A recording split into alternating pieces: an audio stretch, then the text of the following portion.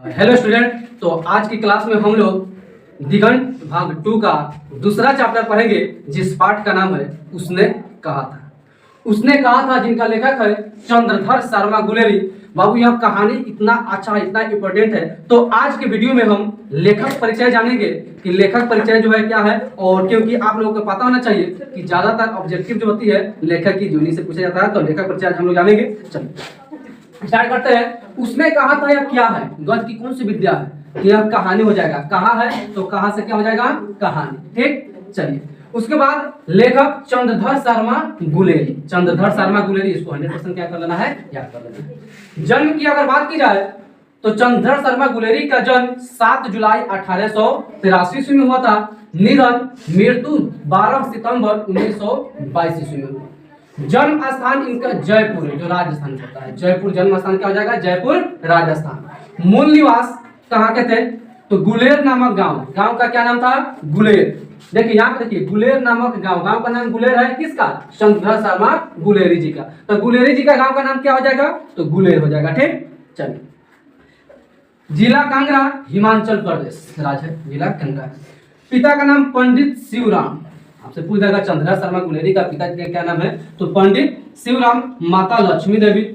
शिक्षा इन्होंने कहाँ से की है, चलिए इसको हम समझते हैं। शिक्षा हो जाएगा बचपन में संस्कृत की शिक्षा की है। बचपन में किस विषय की, तो संस्कृत की शिक्षा।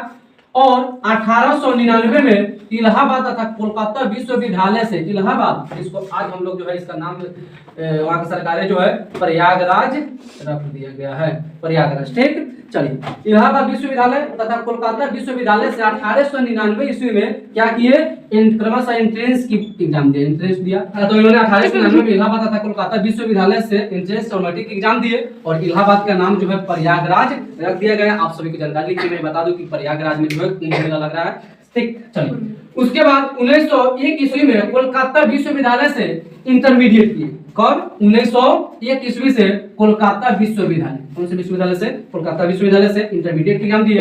और 1903 ईस्वी में इलाहाबाद विश्वविद्यालय से बीए किए। प्रयागराज दे देगा तो घर बनाना नहीं है। इलाहाबाद विश्वविद्यालय से क्या किए, बीए किए। कब, 1903 ईस्वी में। वृत्ति की अगर बात की जाए, कार्य वृत्ति का अर्थ होता है कार्य, इन्होंने कौन से कार्य किए, तो देखिए 1909 में जयपुर दरबार की ओर से, जयपुर दरबार की ओर से, सॉरी 1904 यहाँ पर है, 1904 में जयपुर दरबार की ओर से खेतरी के नाबालिग राजा जय सिंह के अभिभावक बनकर मेयो कॉलेज गए। देखिए यहाँ पर 1904 ईस्वी में क्या करते हैं, जयपुर दरबार की खेतरी के नाबालिग राजा, एक राजा थे, नाबालिग थे, जिसका नाम क्या था, जय सिंह। इनके अभिभावक बनकर चंद्रधर शर्मा गुलेरी कहाँ गए, मेयो कॉलेज गए। मेयो कॉलेज अजमेर में आ गए। ठीक, जयपुर भवन छात्रावास के अधीक्षक रहे।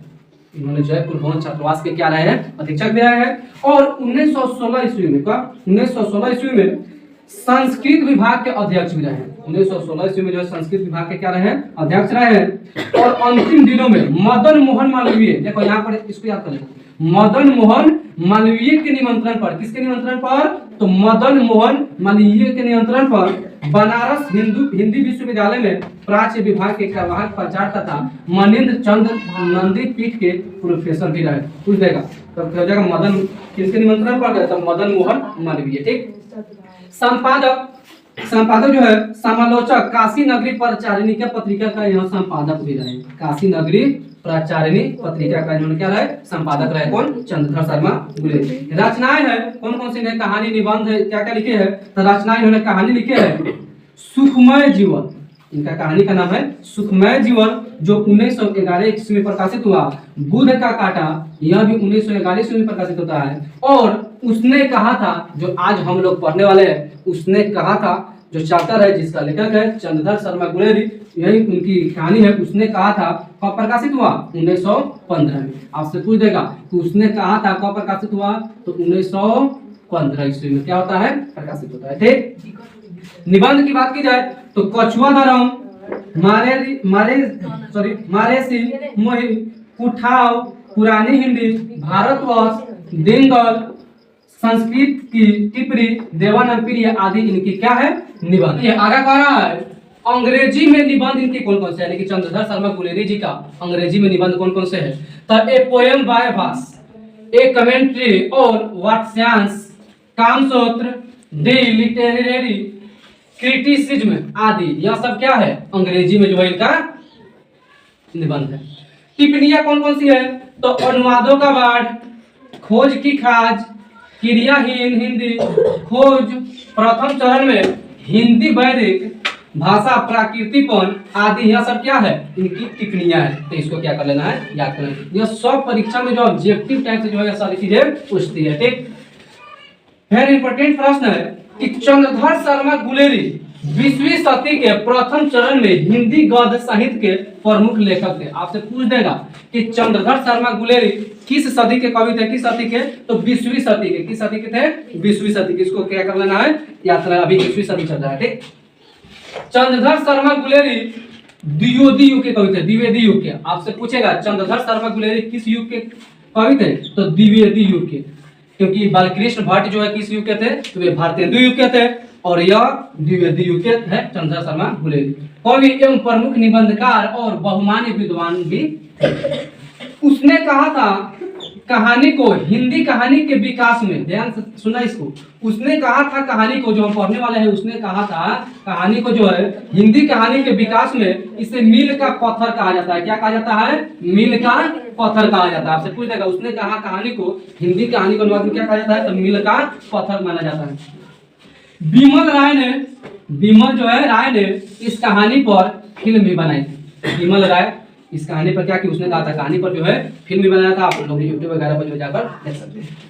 गुलेरी जी ने अभी तक कुल 3 कहानियां ही लिखी है। गुलेरी जी अभी तक कुल कितने कहानियां लिखी है? कुल 3 कहानी लिखी है। इस प्रकार से था। तो चलिए बच्चों, तो आज हम लोग जो है उसने कहा था कहानी को हमने लेखक का जीवनी पर है, लेखक परिचय पर है। आई होप, मुझे उम्मीद है कि आप लोगों को अच्छा समझ में आ गया होगा। और उसने कहा था कहानी हमारा जो है इसका फुल एक्सप्लेनेशन और पूरा जो है चैप्टर का लाइन बाय लाइन जो है डिफिनेशन के सहित बहुत अच्छे तरीका से जो है नेक्स्ट वीडियो में उसका मिल जाएगा। तो बस, अगर चैनल पर नए हैं तो चैनल को सब्सक्राइब कीजिएगा। मिलते हैं फिर किसी अगले वीडियो के साथ। मैं नीरज कुमार विद्यालय आपसे जय हिंद।